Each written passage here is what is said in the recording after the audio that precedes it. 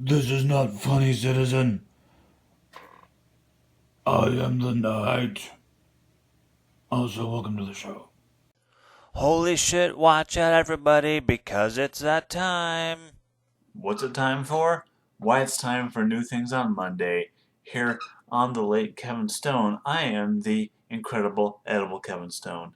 And welcome to my breakdown of everything that I experienced that is new in the world of culture and life over the past week.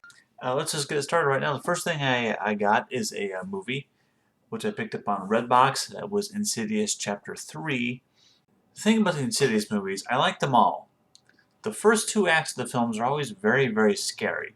When they go into the fog machine world at the end, it's never scary. It's never fun. It's never thrilling. So basically, they're all two-thirds of a good film, with the third act being really crappy and kind of like obvious scares. And it's all like just cheesy ass Halloween stuff. It's a shame because the first two acts are always great.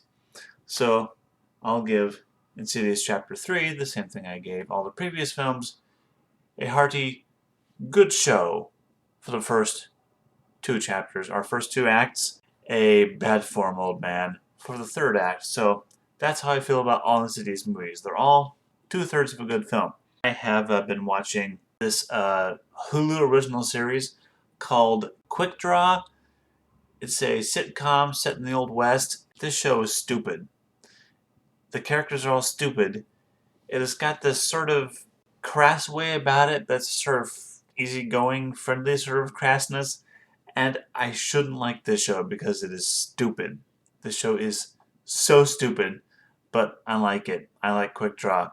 Fuck me. Music-wise, I've gotten three or four actually, new albums. The first one that I'm most excited about is there's a band called Uncle Acid and the Deadbeats, which they sound like a bunch of assholes just with that name, but they're actually a perfect melding of the sound of vintage Black Sabbath and the Beatles. You wouldn't think that works, but when you hear these guys, they have three or four albums. Their most recent is called The Night Creeper, and it's sort of a thematic album about a serial killer, and it borrows a lot of its lyrical content from classic Italian giallo. It's really good.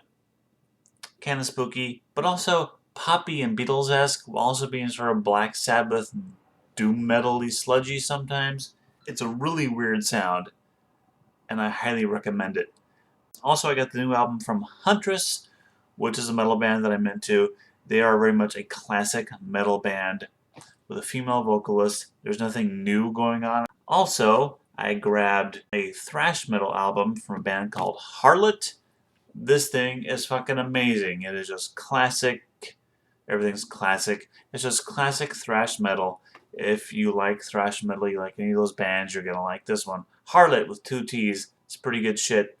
And also, there's a band called the Floozies that I got into this weekend, and they are an electronic band with a super heavy funk sound. They kind of sound like classic Prince, plus some P-Funk stuff in there somewhere. They're pretty good. They've got a shit ton of albums. I just got their new one, which is called Tell Your Mother, I think. Throw them on at a party, and you are going to be a very popular man, I guarantee you. Also, I've played some games lately. I actually have this game. This is called Welcome to the Dungeon.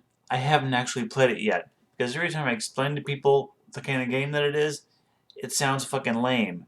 And the more I look at it, the more it sounds lame to me too. So this gets a bad form, old man. I was at a friend's house last night, and I played this game called We Didn't Playtest This at All, which is a silly card game where basically they just kind of have cards that say you win or you lose depending on certain conditions.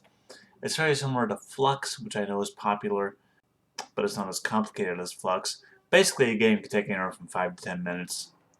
It's just a quick party game.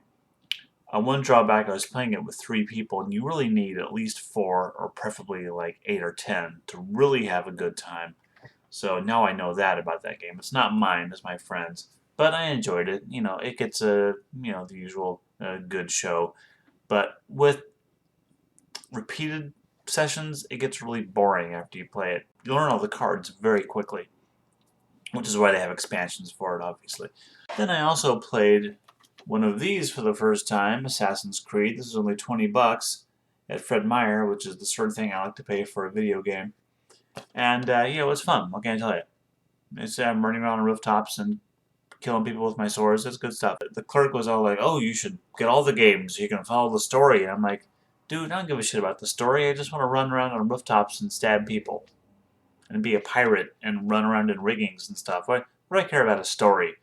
And from all I've read about these games, the story is actually the worst part of the series. So, this is fun.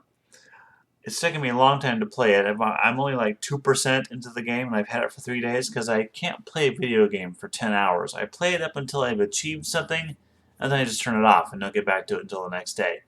That's the way I play games, so I will actually be playing this for about the next 5 months. What new things did you discover in your world today? Anything fun? Anything cool? Tell me about it, please, if you will. I want to know. And this is a short video, I guess, so hey, take it easy, guys. I will see you next time. Bye-bye. Like this video if you liked it. Subscribe if you want to see further videos from this guy. And be cool. Stay in school, kids.